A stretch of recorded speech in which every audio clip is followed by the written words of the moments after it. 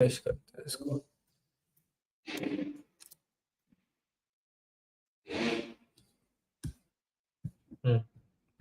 हम लिखते हैं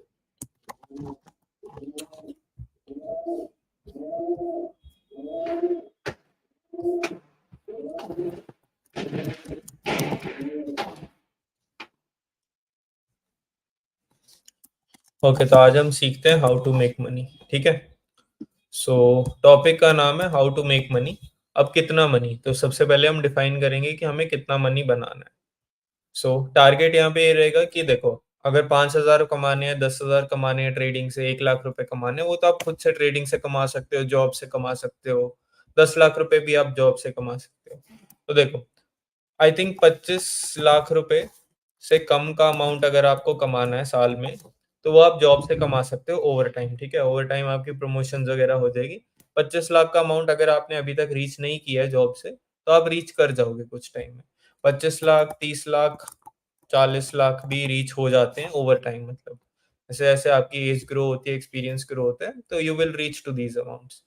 मैं कितना पैसा कमाने की बात कर रहा हूँ, मैं तो स्टार्ट ही 1 करोड़ से कर रहा हूँ। 1 करोड़ कैसे बनाते हैं, 5 करोड़ कैसे बनाते हैं, 100 करोड़ कैसे बनाते हैं, ठीक है, ये डिस्कस करते हैं। मेरा टारगेट क्या है? मेरा पर्सनल टारगेट है कि मेरे को 100 करोड़ बनाने बाय द एज ऑफ 25। ठीक है, ये मेरा टारगेट क्यों है? So according to global wealth report of India, ठीक है, तो इंडिया की ग्लोबल वेल्थ रिपोर्ट आती है। ग्लोबल वेल्थ रिपोर्ट के अंदर उन्होंने बताया था कि people under the age of 30, ठीक है, liquid net worth of $10 million. $10 million होता है रफली 80-90 CR, तो उसको 100 करोड़ बोल लेते हैं। ठीक है, liquid net worth of $10 million under the age of 30 without inheritance. ठीक है, तो मैंने अभी क्या बोला आपको, जिन भी लोगों ने 30 की उम्र से पहले 100 करोड़ रुपए कमाए हैं विदाउट इनहेरिटेंस। अगर आप विदाउट इनहेरिटेंस बात करोगे तो अनंत अंबानी इस लिस्ट में से हट जाता है, बहुत सारे एक्टर्स इस लिस्ट में से हट जाते हैं जिनके पास एक इनहेरिटेंस है, या जिनके पेरेंट्स की कंपनी है और उनकी कंपनी पास ऑन कर रहे हैं, दुकानें थी दुकानें पास ऑन कर रहे हैं। एंड ये लिक्विड नेटवर्थ है। लिक्विड नेटवर्थ का क्या मतलब होता है? तो किसी की भी जमीनें इसके अंदर इंक्लूड नहीं होती, तो जमीनें इंक्लूड नहीं होंगी, घर इंक्लूड नहीं होगा, गाड़ियां अगर पेरेंट्स ने ली है वो भी इंक्लूड नहीं होगी। तो लिक्विड नेटवर्थ बनानी है, 100 करोड़ कमाने हैं without inheritance under the age of 30, ये मेरा टारगेट है। ये कितने लोगों ने आज तक किए? सिर्फ 100 लोग हैं इंडिया के अंदर जिन्होंने ये टारगेट अचीव किया। ठीक है, सिर्फ 100 लोग हैं। 140 करोड़ हैं इंडिया के अंदर, 140 करोड़ के अंदर सिर्फ 100 लोग हैं जो ये टारगेट को अचीव कर पाए। मुझे ये टारगेट अचीव करना है। ठीक है, और इस लिस्ट के अंदर एक और चीज आपको बता देता हूँ। बहुत सारे लोग आपने देखा होगा ना यूट्यूब पे पैसे वगैरह शो ऑफ करते हैं, तो एक फैक्ट बता देता हूँ बस आपको। सिर्फ 2 ही यूट्यूबर्स हैं इस लिस्ट के अंदर। ठीक है, सिर्फ 2 यूट्यूबर्स हैं जो इस नंबर तक पहुंच पाए हैं 30 की उम्र से पहले। सिर्फ 2 यूट्यूबर्स हैं इस लिस्ट के अंदर शो ऑफ करते हैं, तो वो मोस्ट प्रोबेबली नकली ही है, क्योंकि सिर्फ 2 यूट्यूबर्स हैं इस लिस्ट के अंदर। एंड मोस्टली लोगों ने यूट्यूब से इतना पैसा नहीं बनाया कि वो यहाँ तक पहुंचे, उन्होंने खुद की कंपनीज बनाई है। ठीक है, सो मेरा टारगेट भी यहाँ पर एक पब्लिक कंपनी बनाना है जहां से मैं रीच कर पाऊँ। ठीक है, तो इसको यहाँ से हटा देते हैं। अब बात करते हैं हाउ टू रीच देयर।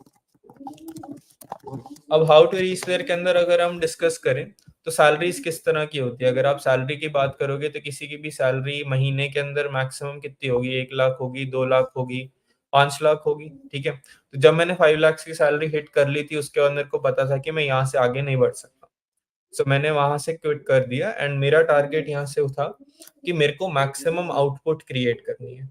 अगर आप एक महीने के अंदर, अगर आप एक साल के अंदर, अगर आप एक साल में 1 करोड़ की भी जॉब ले लोगे, ठीक है, एक साल के अंदर आप 1 करोड़ का भी पैकेज ले लोगे, तो भी ये टारगेट अचीव नहीं हो पाएगा। 100 साल लग जाएंगे इस टारगेट को अचीव करने के लिए।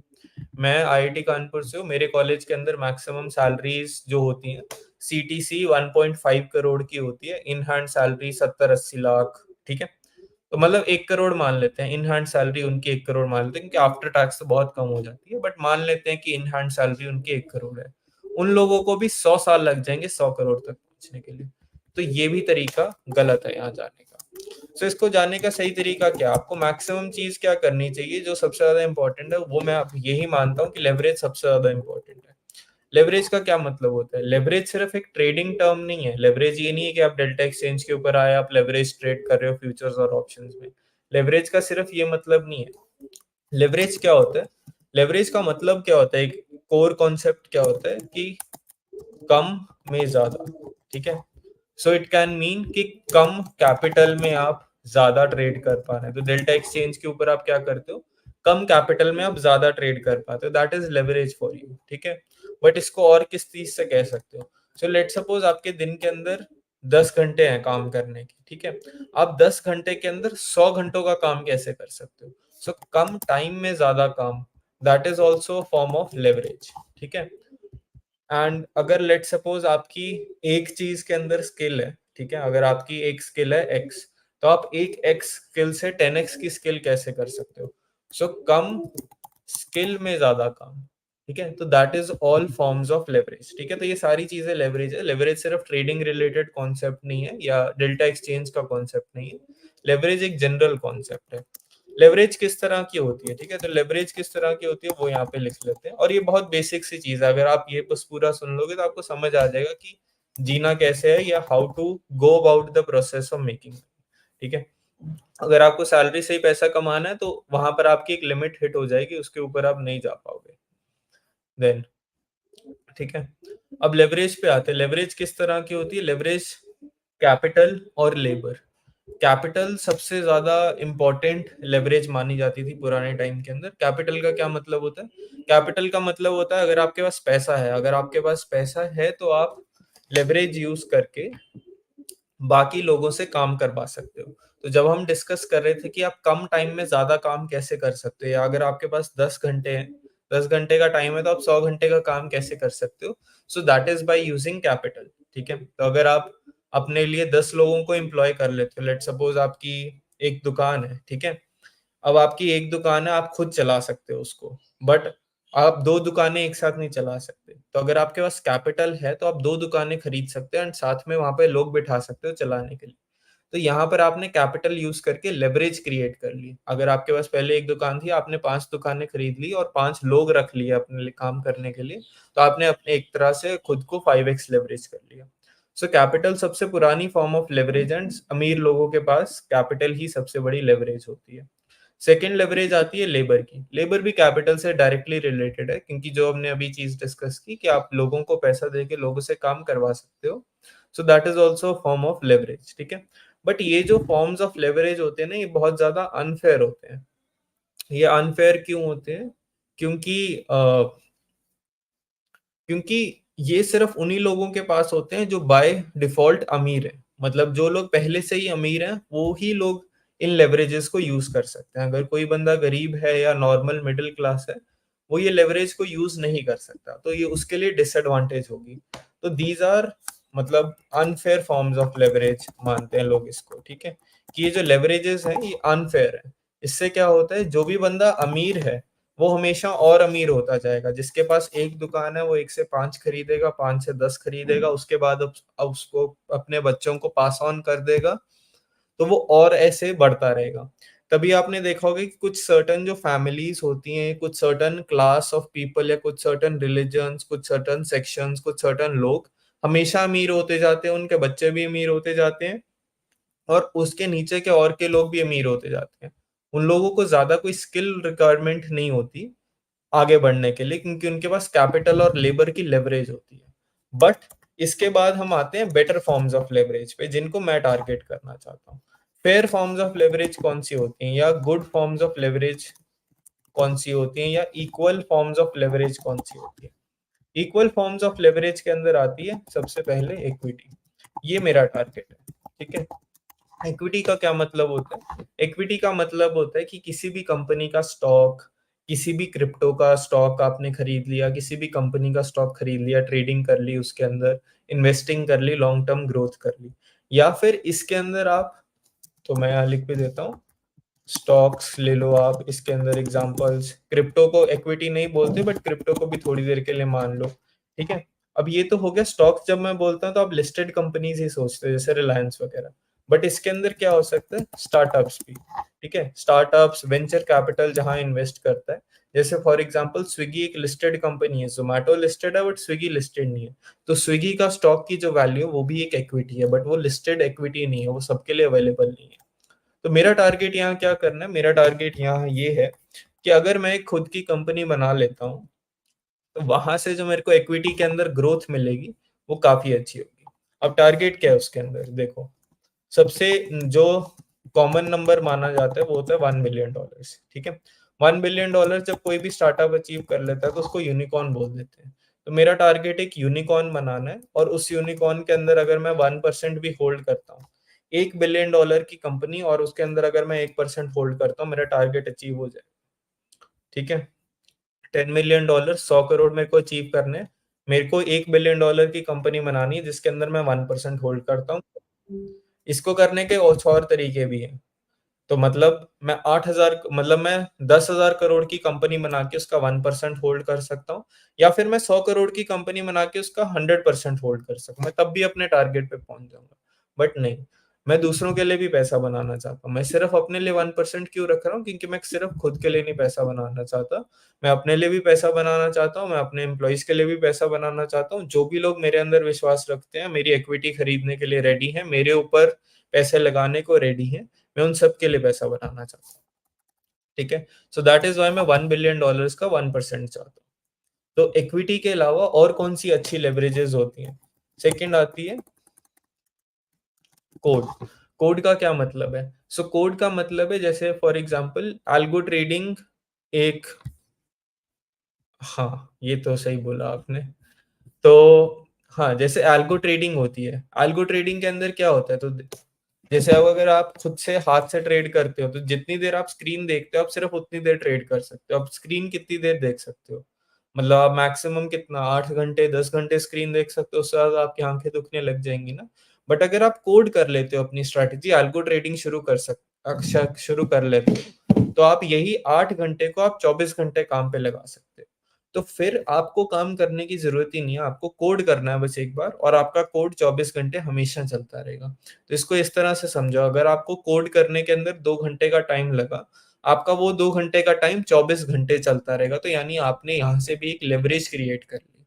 कोड को अगर आप एक्सपैंड करके देखते हो, अगर आप कोई भी सर्विस प्रोवाइड करते हो, फॉर एग्जांपल अगर आप एक सीए हो, या फिर अगर आप एक डॉक्टर हो, अगर आप एक सीए की ऐप बना देते हो जो किसी पर्सन के लिए टैक्स फाइलिंग में हेल्प कर दे, तो अगर आपका काम एक सीए का है, अगर आप टैक्स फाइलिंग में हेल्प करते हो लोगों की, अगर आप एक ऐप बना देते हो उसके लिए, तो लोग उस ऐप को यूज करके अपनी टैक्स फाइलिंग खुद से कर सकते हैं। तो आप एक तरह से, क्योंकि आप एक अगर इंसान हो, तो आप एक टाइम पे सिर्फ एक इंसान को डील कर सकते हो ना, या दिन के अंदर आप 10-15 लोगों को डील कर सकते हो, क्योंकि एक लिमिट है कि आप कितने लोगों को डील कर सकते हो। बट अगर आप कोड करके एक ऐप क्रिएट कर लेते हो, तो आपकी ऐप लाखों करोड़ों लोगों को एक दिन के अंदर डील कर पाएगी, जो आप अकेले नहीं कर पाओ। सो कोड भी एक फॉर्म ऑफ लेवरेज है, जो बहुत अच्छी होती है और बहुत ज्यादा एक्सपैंड कर सकती है। एंड आखिरी फॉर्म ऑफ लेवरेज है मीडिया। मीडिया का क्या मतलब होता है? मीडिया का मतलब होता है, फॉर एग्जाम्पल सॉन्ग्स हो गए, मूवीज हो गई, यूट्यूब हो गया, और भी बहुत कुछ। जैसे फॉर एग्जांपल सोचो, सॉन्ग्स के अंदर टेलर स्विफ्ट की बात करते हैं, चलो टेलर स्विफ्ट छोड़ो, कोई इंडियन की, अरिजीत सिंह की बात करते हैं। अरिजीत सिंह ने जो भी गाना गाया, उसने वो गाना सिर्फ एक बार गाया। उसने एक बार एक गाना गाया, एक बार, जैसे उसने अभी रिसेंट गाना कौन सा गाया था, हाँ सोलमेट। सोलमेट जो उसने गाया था, उसने सोलमेट सिर्फ एक बार गाया था। उसका एक बार जो वीडियो है सोलमेट की, उसकी सोलमेट की वीडियो को अब लाखों करोड़ों लोग देख पाते हैं, ठीक है। सोलमेट को बहुत ज्यादा millions, I think almost $1 billion, 100 million 200 million views हो चुके हैं, मतलब 10-20 करोड़ व्यूज हो चुकी हैं। अरिजीत सिंह ने वो गाना 20 करोड़ बार थोड़ी ना गाया, उसने गाना तो सिर्फ एक बार गाया ना। हमने उसका गाना 20 करोड़ बार सुना। तो ये उसकी लेवरेज है, वो गाना सिर्फ एक बार गाएगा बट 20 करोड़ लोग 20 करोड़ बार उसका गाना सुन पाएंगे, हमेशा के लिए। तो उसका गाना सिर्फ आज की डेट में नहीं, आज से 10 साल बाद भी, 20 साल बाद भी, इवन 100 साल बाद भी एग्जिस्ट करेगा। कोई सुनेगा नहीं सुनेगा ये अलग बात है, बट लोग सुन पाएंगे 100 साल बाद भी उसके गाने। लता मंगेशकर जी अब नहीं है हमारे साथ, बट हम आज भी उनके गाने सुन सकते हैं। तो ये एक इस तरह की लेवरेज है जो आपके बियॉन्ड भी एग्जिस्ट करती रहती है। सेम चीज मूवीज के बारे है। तो अगर आप एक बार एक मूवी क्रिएट कर देते हो तो आपकी मूवी सालों साल लोग देखते रहेंगे, एंड आपको मूवी सिर्फ एक बार बनानी है। बुक्स भी एक फॉर्म ऑफ लेवरेज है, यूट्यूब भी एक फॉर्म ऑफ लेवरेज है। अगर मैं यही जो आपको सिखा रहा हूँ, अगर मैं आपको वन ऑन वन सिखा रहा होता, तो मैं वन ऑन वन अगर 1 घंटा सिखाता तो मैं दिन में कितने लोगों को सिखा पाता? 8 लोगों को सिखा पाता अगर मैं 8 घंटे काम करता। बट यूट्यूब के जरिए अभी भी आई थिंक स्ट्रीम पर अराउंड 80 लोग हैं, तो मैं अभी भी 80 लोगों को सिखा पा रहा हूँ अपने 1 घंटे के अंदर, वरना मैं अपने 1 घंटे के अंदर सिर्फ एक इंसान को सिखा पाता हूँ। तो ये होता है एक और फॉर्म ऑफ लेवरेज। ठीक है, तो मीडिया भी एक स्ट्रॉन्ग फॉर्म ऑफ लेवरेज है। एंड मीडिया के अंदर सबसे ज्यादा अच्छी चीज पता है क्या होती है? मीडिया सबसे ज्यादा फेयर फॉर्म ऑफ लेवरेज होता है। सो अभी हमने ये डिस्कस किया था ना कि कैपिटल और लेबर जो है, वो तो जो अमीर लोग हैं शुरू से सिर्फ उन लोगों के पास ही होते हैं, जिनके बाप के पास पैसा होता है वही लोग ये काम कर सकते हैं। आप फ्रॉम स्क्रैच जाके अगर आप सोचो कि आपको एक दुकान खोलनी है, एक मॉल बनाना है, एक बिल्डिंग बनानी है, आप नहीं बना सकते यूजुअली अनलेस आप बहुत ज्यादा अमीर बन जाओ खुद से। बट ये सारी चीजें आप नहीं कर सकते हो, तो कैपिटल और लेबर आप नहीं कर सकते हो, बट इक्विटी आप कर सकते हो, कोड आप कर सकते हो, मीडिया आप कर सकते हो। और इन सब के अंदर मैं मीडिया एंड इक्विटी को सबसे ज्यादा फेयर मानता हूँ। मैं मीडिया को सबसे ज्यादा फेयर पता है क्यों मानता हूँ? मीडिया प्लस इक्विटी सबसे ज्यादा फेयर होती है। मैं मीडिया को सबसे ज्यादा फेयर पता है क्यों मानता हूँ? क्योंकि एक बार सोच के देखो, अरिजीत सिंह ने जो गाना गाया सोलमेट का, उसका सोलमेट का गाना आप भी सुन सकते हो, मैं भी सुन सकता हूँ, मुकेश अंबानी भी सुन सकता है। वो गाना मुकेश अंबानी के लिए भी सेम है और आपके लिए भी सेम है। मुकेश अंबानी को यूट्यूब चलाता है जब वो, तो जो कोड फॉर्म ऑफ लेवरेज है, मुकेश अंबानी जब कोड या मीडिया की लेवरेज देखता है किसी और की, उसके लिए भी सेम है। तो आप समझ रहे हो, हमारे लिए जो यूट्यूब चलता है मुकेश अंबानी के लिए भी सेम चलता है। हमारे लिए जो इंस्टाग्राम, फेसबुक, जो भी प्लेटफॉर्म्स है, ट्विटर वगैरह, सबके लिए सेम है। तो चाहे बंदा कितना भी गरीब से गरीब हो, इंडिया के अंदर हो, बांग्लादेश के अंदर हो, पाकिस्तान के अंदर हो, जहां मर्जी हो, से लेकर यूएस के अंदर बहुत अमीर बंदा हो, इलॉन मस्क को दुनिया का सबसे अमीर इंसान हो, ट्विटर उसके लिए भी सेम है, ट्विटर आपके लिए भी सेम है। जो अरिजीत सिंह ने गाने गाए हैं उनको भी सेम ही सुनाई देते हैं, आपको भी सेम ही सुनाई देते हैं। तो ये जो फॉर्म ऑफ लेवरेज है ना, ये सबसे ज्यादा फेयर है। तो मीडिया एक तरह से बहुत ही फेयर फॉर्म ऑफ लेवरेज है, क्योंकि वो सबके लिए बराबर है और हमेशा चलती रहती है। एंड सेकेंड चीज आती है इक्विटी। इक्विटी के अंदर सबसे ज्यादा अच्छी चीज पता है क्या होती है? इक्विटी के अंदर सबसे ज्यादा अच्छी चीज ये होती है कि मेरे को $1 बिलियन की कंपनी बनानी है, जिसके अंदर मैं 1% ओन करूं, तो उससे मैं $10 मिलियन की नेटवर्थ बना सकता हूँ। ठीक है, मेरा एक टारगेट है कि अगले 2 साल के अंदर मेरे को $1 बिलियन कंपनी बनानी है, जिसका मैं 1% ओन करूँ और $10 मिलियन कमा लूँ। बट इसी के साथ साथ मैं खुद अपना टारगेट तो अचीव कर लूंगा, बट इसके साथ साथ मैं 100 और लोगों को भी अमीर बना पाऊंगा। तो फॉर एग्जाम्पल, मैं अपने एम्प्लॉयज, अपने शेयर होल्डर्स, जो भी लोग मेरे अंदर विश्वास करते हैं, मेरे साथ काम करते हैं, मैं उन सब लोगों के लिए भी पैसा क्रिएट करूंगा। सो इक्विटी भी एक फॉर्म ऑफ लेवरेज है जो आपके बियॉन्ड एक्सटेंड कर जाती है। तो इक्विटी से सिर्फ मैं अमीर नहीं होऊंगा, मेरे साथ और बहुत सारे लोग अमीर हो जाएंगे। तो हाँ, ये था पार्ट जब हम डिस्कस कर रहे थे कि how to make money, and making money के अंदर व्हाई इज लेवरेज इंपॉर्टेंट। तो आज हमने क्या डिस्कस किया था? हाँ, तो आज हमने डिस्कस किया how to make money and why is leverage important. तो ये है part one of this discussion. Part two इस डिस्कशन का, हाउ टू मेक मनी, तो हाउ टू मेक मनी का आज हमने पार्ट वन किया। तो ये है सीजन 1 एपिसोड 1। इसका सीजन 1 एपिसोड 2 किसी और दिन करेंगे। ठीक है, अब 3 बज गए, तो अब स्ट्रीम, ठीक है, तो मैं 5 मिनट और रुक जाता हूँ। अगर आपको कुछ और पूछना हो या लिखना हो तो बता दो। इतना नॉलेज कैसे पाया भाई? बुक्स पढ़ के इतना नॉलेज पाया, और पढ़ाई करके, मतलब मेनली, मतलब मैं कोई एरा गैरा यूट्यूबर थोड़ी ना हूँ यार। मैं, मेरा एकेडमिक बैकग्राउंड बहुत ज्यादा अच्छा है। मैं कोई एरा गैरा यूट्यूबर नहीं हूँ, तो चौंक मत जाओ इस चीज से, मैं बहुत ज्यादा स्मार्ट हूँ। ठीक है, हाँ बनिया, आपने अच्छा एग्जांपल दिया।